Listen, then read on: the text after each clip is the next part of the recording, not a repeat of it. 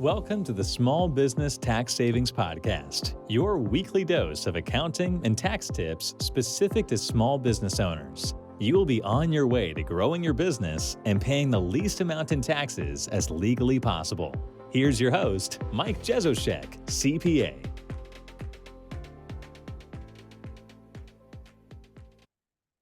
Hello, and welcome back to another episode.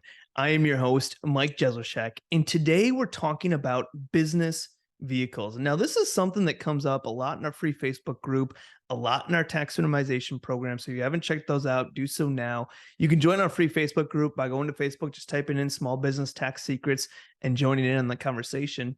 But especially as we get closer to year end, there's a lot of discussions about expenses and things to do. Maybe you're looking to purchase a new vehicle. Maybe you need to upgrade some equipment, whatever it might be.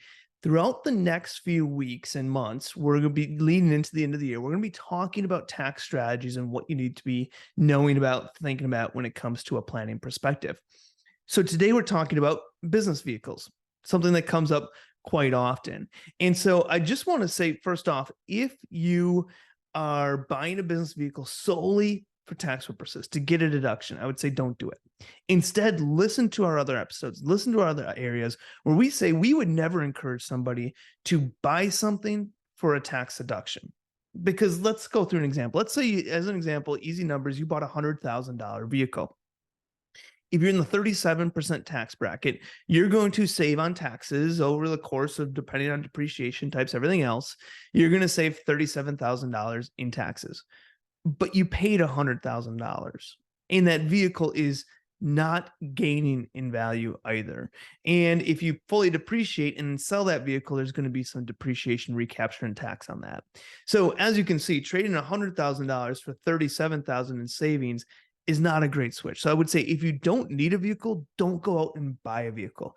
Now, if you need a vehicle, if you need a new vehicle, if you need a vehicle for your business, it can be a great tax strategy because you're getting a discount on that vehicle. Instead of paying $100,000 if you bought it personally, now you're getting $37,000 off of it, and you're getting a vehicle at a tax advantage. So again, I just want to make that clear. Never go out and buy assets. Never go out and buy something simply for a tax purposes. It's got to be something that you need, something you want to invest in.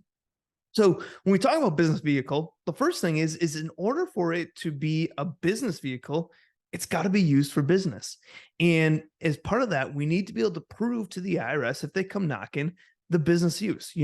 How do we prove to the IRS that we use this as a business vehicle? And so the IRS is just simply requires proof of the business miles. And so that's why we highly encourage using a mileage log. Now, the IRS doesn't necessarily require a mileage log per se. They just require proof. But the mileage log is obviously the easiest way to do that. Now, there's a few options when we talk about mileage logs that are available. You could do a mileage log every day of the year. So take whatever you're driving, every single mile that's driven on that vehicle, you're tracking where you're starting, where you're going to, what are the total miles every single day. And there's a lot of apps out there that help with this. But there's also what the IRS calls a 3-month sample. And basically what that says is if your business has a pretty similar type activity where, you drive pretty much the same amount of miles in January as you would in June, as you would in December, then you can use a 3-month sample. And so for a lot of businesses, this makes sense. Now, if you have a business that's very seasonal, let's say all you do is cut lawns in upper Wisconsin. Well, you might only have a season that runs from April to, October, and then you're off the rest of those months. And, assuming you're not doing snow plowing or something like that.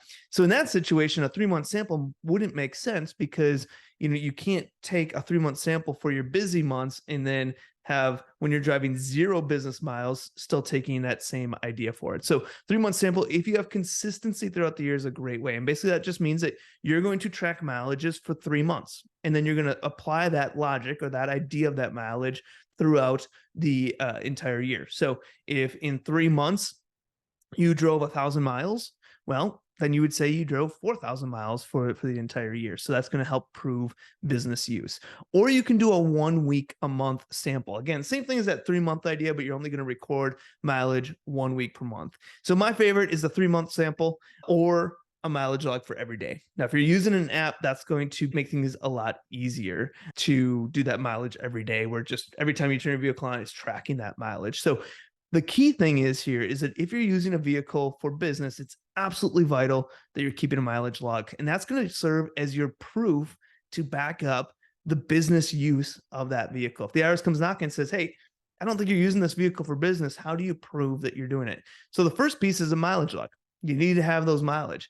But the second piece is that you need to prove that those miles are actually business related, that they actually have a business purpose. So just tracking all your miles and saying, oh yeah, it's business, but having no proof to prove that it's actually business also could disallow the deduction.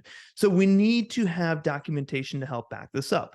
Examples that we use oftentimes, or that we've seen people use, is you have an appointment book. So if we use that same thing of where you're mowing lawns, you have an appointment book. And so if you have a mileage log that says, hey, I drove from the shop to client X, client Y, and then to client Z, and that's what your mileage log shows, how do you back that up? Well, if your calendar or your appointment book shows that you had a meeting with client X, or you had to cut lawn at client X, client Y, and client Z that day, easily substantiates it. Now we have the mileage, how many total miles were driven, and we have proof that it was for business related.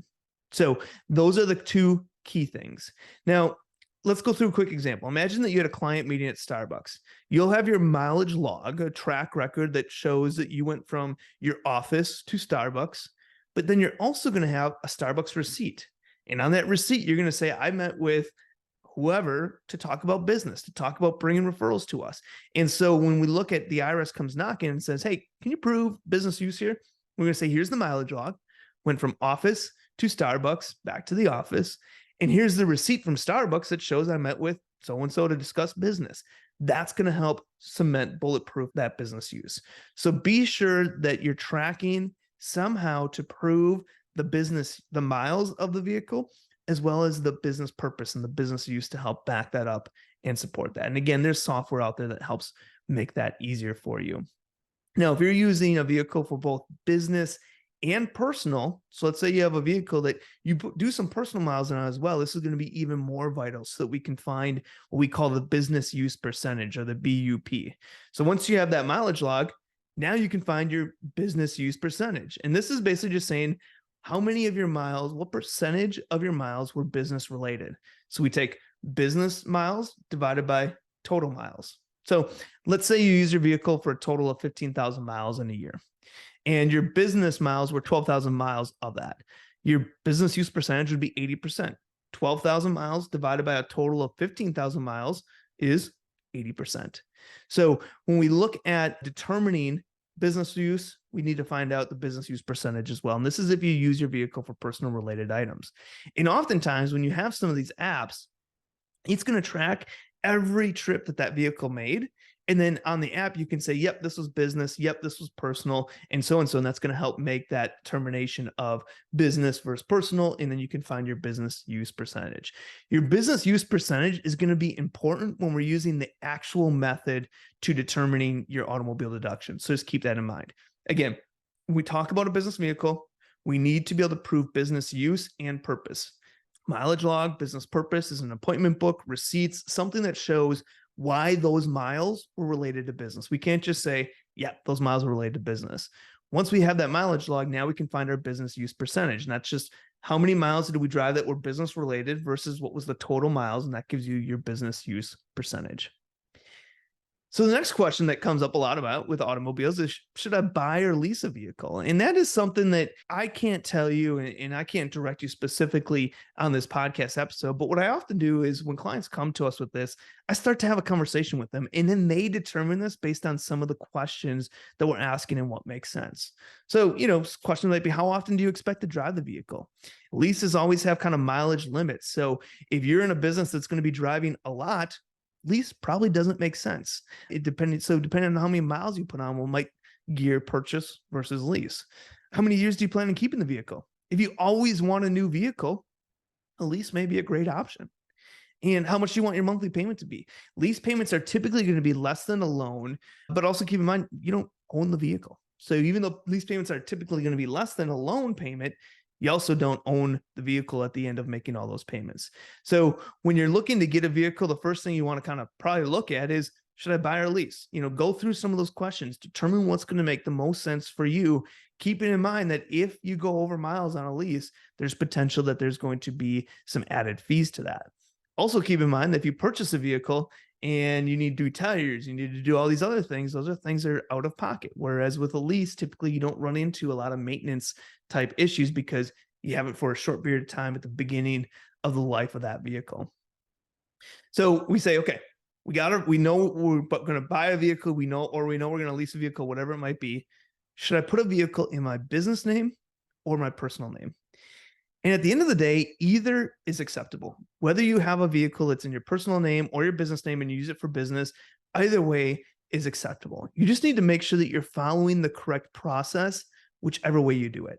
So if you put a vehicle in your personal name and you're an S Corp or a C Corp, which we have a lot of business owners being, you would use an accountable plan to reimburse yourself for the business use of the vehicle. And we're going to be talking about accountable plans next week. So if you don't know what accountable plan is, if you're an S corporation, you don't know what an accountable plan is, you want to make sure to listen to next week because we're talking about accountable plans next week. Now, if you're a sole proprietorship or a single member LLC, you're just going to include that business use on your Schedule C filing, whether it's business owned or personally owned. So keep that in mind. If you put it in the business name, then we need to make sure that if you have any personal use on that vehicle, that we're adding it to your W-2 or we're taking that personal use as an owner's draw. And the IRS has kind of a lease value rule that you can use to determine, okay, how much of this should I take as an owner's draw if I'm using a business vehicle that for personal use that's in the business name. So generally saying, we say if a vehicle is going to be 100% business use, we probably recommend putting in the business name to keep everything clean. It's not absolutely required. You can put in your personal name as well, but if it's 100% business use, we would say probably put it in the business name. So again, either way are acceptable. Just got to make sure you're doing it correctly, whichever decision that you make. The next question, this is the most important one, is how do you write off a business vehicle? How does the deduction for a business vehicle work? And when we talk about deducting or getting an expense for a business vehicle, there's two main options: the mileage deduction or the actual expense deduction. The mileage deduction is pretty straightforward. You get a tax deduction for every mile that you drive. So you drive 10,000 miles for business, you get X dollar amount per mile that you drove. And in 2023, those rates are 65.5 cents per mile for business use. Now, if you have medical use, you use your vehicle for charity purposes, you can get a deduction for that. That's going to be at 22 cents for medical use and 14 cents for charity use. Again, that's going to be part of itemized deductions. But let's specifically talk about business use. If you use the mileage deduction, you get 65.5 cents per mile driven. So you drive your vehicle 10,000 miles for business use in a year. That is $6,550 that you're going to get as a business deduction for it. Now, when we use the mileage method, it's important to know you can't deduct other expenses related to the vehicle. So you don't get maintenance deduction, you don't get depreciation, you don't get a deduction for repairs or gas or anything like that. You just get the mileage deduction. So all those other items you're not getting an additional deduction for. Now, with that being said, you are still able to deduct parking, tolls. If you have a loan, if you purchase the vehicle and you have a loan, you can get a deduction for the interest expense. But that daily riding items, maintenance, depreciation, repairs, gas, things like that, you don't get a deduction for if you're using the mileage method. Now, if you use your vehicle for less than 50% of the time for business, you must use the mileage deduction. So let's say you have a personal vehicle that you use 25% for business, mileage deduction is your only option. Now, if it's over 50%, then you can choose between mileage deduction or actual expenses.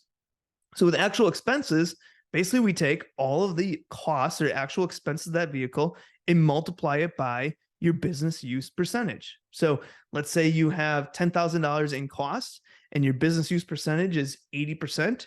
Your deduction for that year is $8,000. Basically, you take your business use percentage, times it by the actual expenses for the vehicle, and that's what you get for it.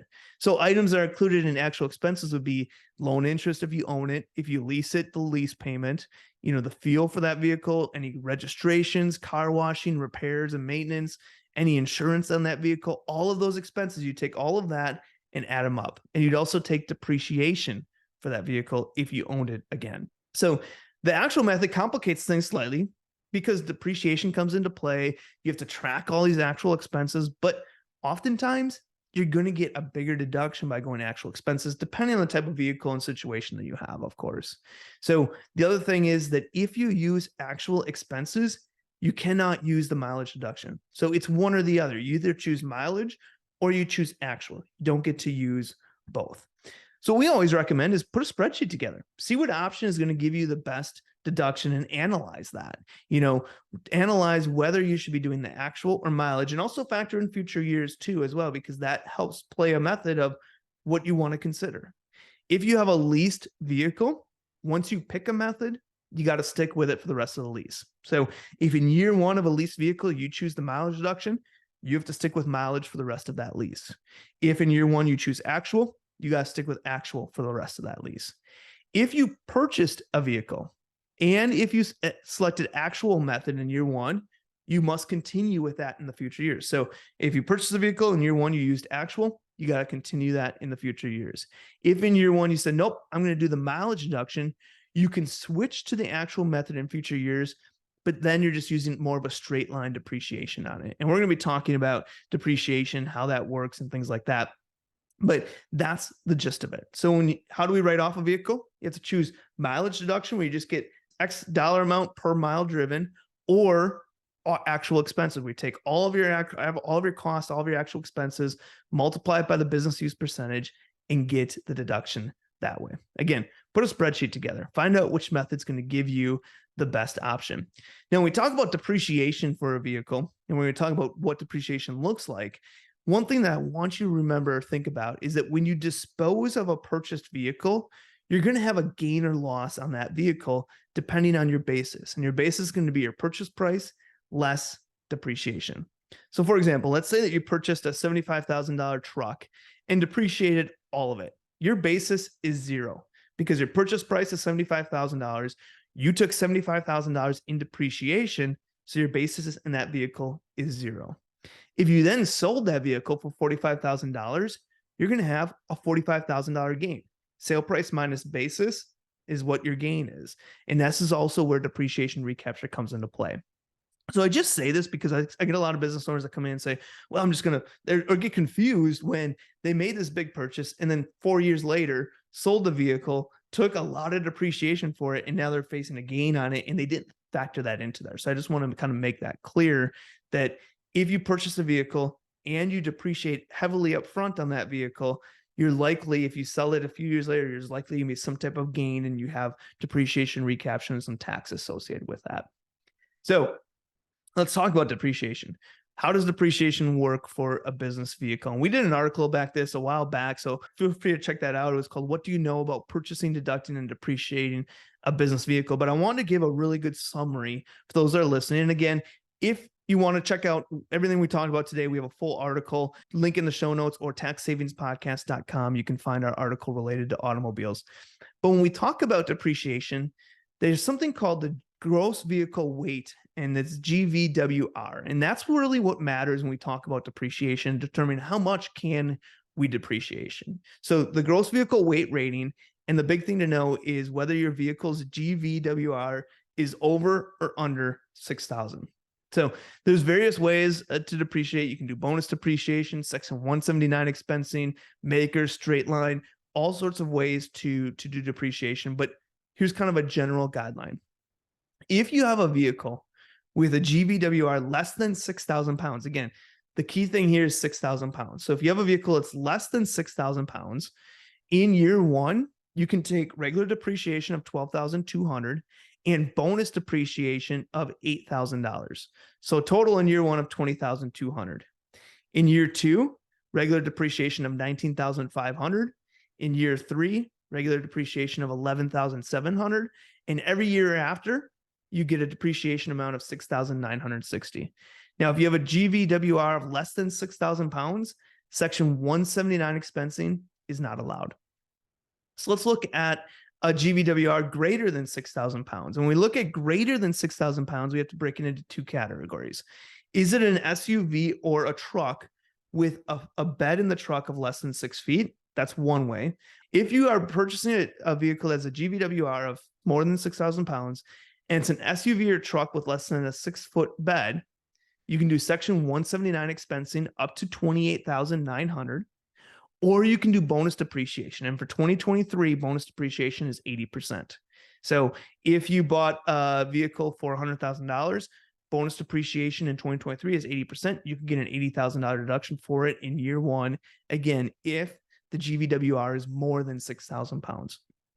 If the GVWR is more than 6,000 pounds and you have a truck bed with that is 6 foot or bigger, you can take Section 179 expensing up to the maximum of just over 1.1 million. So that would be the total amount of Section 179 expensing. Bonus depreciation, again, in this case, is 80%. So now, when we look at Section 179 expensing, the total amount that you can deduct under Section 179 expensing cannot be more than your taxable income. So let's say your taxable income's $20,000, but you can take Section 179 expensing of $28,900 for this vehicle that you just bought. The max you could take is that $20,000, which is your taxable income for the business. Bonus depreciation. In 2023, bonus depreciation is 80%. Last year, it was 100%. Next year, it's going to be 60%, and it goes down 20% every year thereafter until it gets to zero. That would be unless something changes with Congress, which is very possible, where they could go back to 100% bonus depreciation. So that's how depreciation works. The other thing is that if you want the vehicle deduction this year in 2023, you need to both purchase the vehicle and put it in service before year end. And putting it in service just means you're driving it at least one business mile before 12/31. So I had this question with a client the other day. They said, Mike, I just bought a vehicle. It's on order. I expect to have it this year. And I said, okay, just be careful, because even though you purchased it this year, if you have that vehicle on order and you don't actually get it before 12/31 and drive a mile, it's not considered put in service, and that deduction for that vehicle is going to be pushed to the next year. So just something to consider. All right, let's talk about some final takeaways. You need to first decide if you want to lease a vehicle or purchase a vehicle. Once you've made that decision, you need to then decide, am I putting this under my business name or my personal name? And again, either way is fine. We just need to make sure that if we're putting it under personal name, that we're reimbursing ourselves from the business using an accountable plan if you're an S corporation for the business use of that vehicle. Once we have determined that we're going to put it under the business name or personal name, we need to determine, are we using the mileage method or are we using the actual method? If business use is less than 50%, you must use mileage. If business use is more than 50%, you can use the mileage or actual method. And the other key piece here is always make sure that you're keeping a mileage log. We need to be able to prove to the IRS the business use. The mileage log is going to help do that. And then any kind of appointments, anything else that we have that can associate that mileage with actual trips and why we did that trip and why it was a business trip is going to be important. So make sure to record that.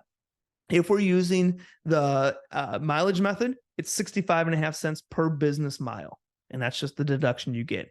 If we use the actual method, we're taking all of the costs of that vehicle, loan interest if you own it, depreciation if you own it, lease payments if you lease it, the fuel, the registrations, the car washing, the repairs and maintenance, your insurance, all that. We're taking all of those expenses and multiplying it by your business use percentage and taking a deduction for that. Again, how does depreciation work? If your GVWR is less than 6,000 pounds, you can take bonus depreciation of $8,000 in year one, plus regular depreciation of $12,200, and then you'll get depreciation in year 2, year 3, and therefore after. If the GVWR is more than 6,000 pounds, you can take 80% bonus depreciation in 2023. So 80% of that vehicle, you can take as bonus depreciation in 2023, and then Section 179 will just depend on, how big is that truck bed, if it's a truck. So hopefully this was helpful. Again, this is a lot of information. I recommend rewatching this, re-listening to this, reading our blog post on it to kind of get into more details. But I want to talk about this leading into year end, because purchasing a vehicle, if you need a vehicle in your business now, or you expect you're going to need it early next year, can be a great tax strategy. But again, I want to encourage you to not just purchase a vehicle to purchase a vehicle. Only purchase vehicles if you actually need a vehicle in your business. Don't just do it for the tax deduction. So hopefully this was helpful. we're going to continue discussions where we're talking about tax strategies. We're talking about things you want to be thinking about near year end here as we get closer to 12/31. Thank you for listening to another episode, and I will see you next week. This has been another episode of the Small Business Tax Savings Podcast. If you enjoy our weekly episodes, please leave a review and share with other business owners. You can find previous episodes and more information at www.taxsavingspodcast.com. Thanks for listening and have a great day.